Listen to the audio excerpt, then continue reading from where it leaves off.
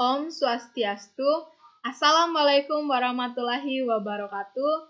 Shalom, namo buddhaya, salam sejahtera untuk kita semua. Halo, kembali lagi bersama saya Wayan Widiani dalam video pembelajaran materi sosiologi yaitu keteraturan sosial.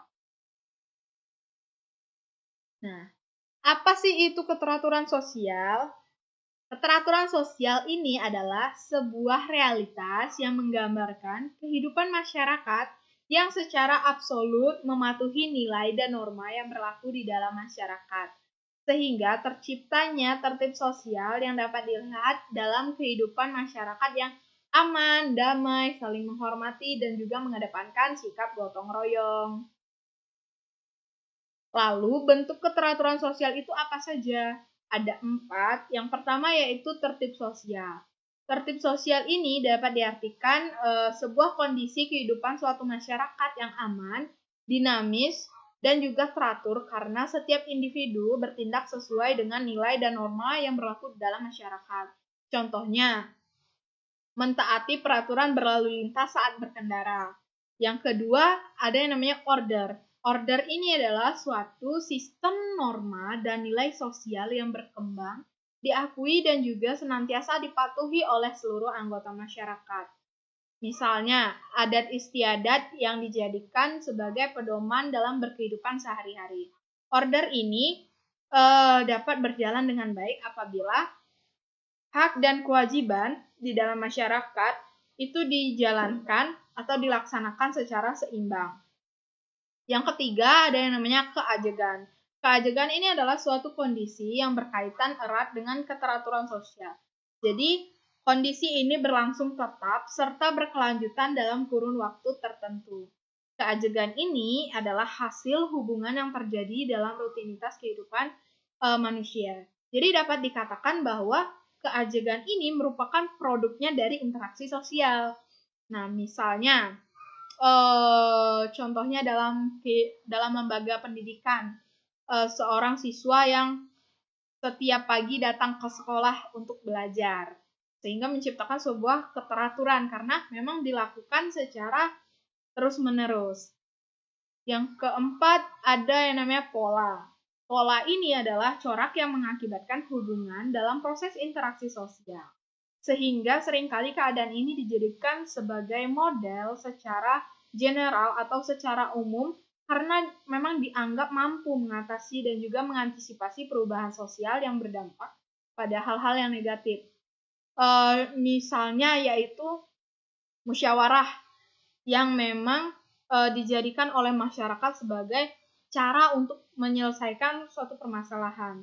Karena memang musyawarah ini sudah teruji keefektifannya dalam memecahkan suatu permasalahan di dalam masyarakat. Itu. Ada yang namanya syarat keteraturan sosial. Di sini ada 3 syaratnya. Yang pertama yaitu terdapat kesadaran warga tentang pentingnya keteraturan sosial di dalam masyarakat. Yang kedua, terdapat norma sosial yang dianggap sesuai dengan kebutuhan terhadap peradaban yang terjadi pada kehidupan masyarakat. Lalu yang ketiga ada terdapat aparat penegak hukum dalam lembaga hukum yang harus konsisten untuk bisa menjalankan segala tugas, fungsi, dan juga wewenangnya dalam menjalankan sebuah amanah yang diembannya. Lalu berikutnya ada faktor keteraturan sosial. Ada 2 faktor. Yang pertama yaitu faktor penghambat keteraturan sosial. Jadi faktor penghambat ini ada 4. Yang pertama adanya bentuk kontroversi. Yang kedua terjadinya beragam jenis konflik. Yang ketiga adanya benturan kepentingan yang menyebabkan suatu pertentangan atau perselisihan sehingga beda tujuan yang menghambat terciptanya sebuah keteraturan di dalam masyarakat. Lalu yang terakhir ada timbulnya persaingan yang menyebabkan disorganisasi.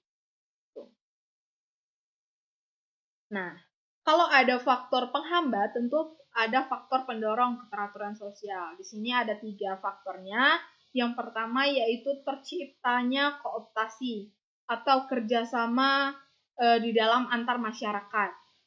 Lalu Yang kedua, terwujudnya akomodasi kepentingan setiap masyarakat. Dan yang terakhir, hadirnya arti asimilasi dan akulturasi budaya yang menyatukan kehidupan. Nah, lalu apa saja sih contoh dari keteraturan sosial dalam kehidupan sehari-hari? Misalnya, pada saat kita berteman, lalu kita melihat teman kita melakukan kesalahan, kita wajib untuk menegur teman kita agar tidak melakukan kesalahan tersebut, sehingga menciptakan suatu keteraturan karena mencegah adanya suatu pelanggaran di dalam kehidupan sehari-hari gitu. Begitu juga sebaliknya, jika kita melakukan suatu kesalahan, maka teman kita wajib untuk mengingatkan kita. Lalu misalnya contoh lainnya di dalam sebuah keluarga. Kan keluarga itu memiliki 8 fungsi. Yang pertama yaitu ada fungsi reproduksi atau meneruskan keturunan, ada yang namanya fungsi ekonomi, ada fungsi agama, ada fungsi sosialisasi dan pendidikan, karena keluarga memang tempat sosialisasi primer atau tempat sosialisasi anak pertama kali terjadi di dalam sebuah keluarga. Lalu berikutnya ada fungsi pembinaan lingkungan, terus ada fungsi afeksi dan kasih sayang, ada fungsi proteksi atau perlindungan, dan juga yang terakhir ada fungsi sosial budaya. Jadi pada saat fungsi ke-8 ini terpenuhi, maka terciptalah suatu keteraturan sosial. Namun, jika salah satu fungsi ini kurang, maka terjadilah suatu ketimpangan di dalam sebuah keluarga. Seperti itu. Sekian video pembelajaran dari saya. Mohon maaf apabila terdapat kesalahan. Semoga video pembelajaran ini bermanfaat untuk teman-teman semua. Dan juga pandemi COVID-19 ini belum berakhir. Pesan saya tetap semangat dalam belajarnya dan juga tetap stay healthy. Oke, baiklah. Saya akhiri dengan ucapan Parama Santi. Om Santi Santi Santi Om. Wassalamualaikum warahmatullahi wabarakatuh. Thank you.